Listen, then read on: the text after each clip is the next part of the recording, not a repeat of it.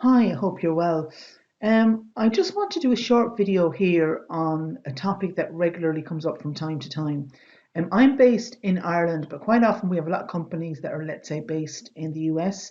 And in the US, they are going to have for the date format, they're going to have the MM slash DD slash YYY. YYY. Okay. Whereas here, usually in the UK, Ireland, we have the DD slash MM slash, and a lot of other maybe English speaking countries as well. For example, Australia, New Zealand, and so on. So one of the blog posts that I'm doing, this is part of a blog post which I'm doing on doing things for birthdays, and I used a website, one of my favorites, Fake Name Generator, and you can see here some of these birthdays are actually in that US format. All right. However, I want to kind of stick with the DDMMYY. Now, there's a lot of ways to do this, but I want to show you a fairly quick way you can do with Power Query. Okay, one of my favorites.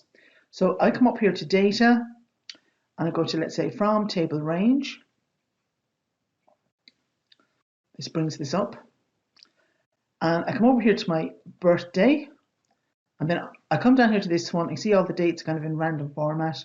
Right click. Okay, I don't want that. Come up to this one, make sure I have the location right. And I go to change type. And down here it says using locale.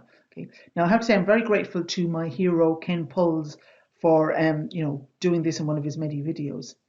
Okay, Ken Pulls. And what you do up here is that you leave it as text. But what I do here is I come down here to the place of origin. So because this comes from US dates, I scroll down here until I get my United States. Down, of course, down at the very bottom. Where are we at all? Let's say I'm looking for English.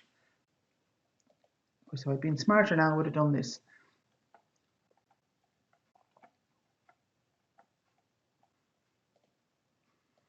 And change this to date. You see there it says English United States, and then I click OK. Now when I do this, if you look up here, you see the date I had up here at the beginning, that was the 24th of 7th. Now it's actually gone straight into, so I now have my 29th of the 6th, it's now in proper format. And it's also changed up here to date.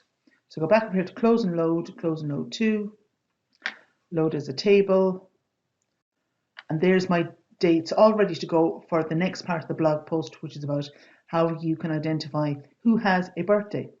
Okay, all right, mind yourself, take care, bye.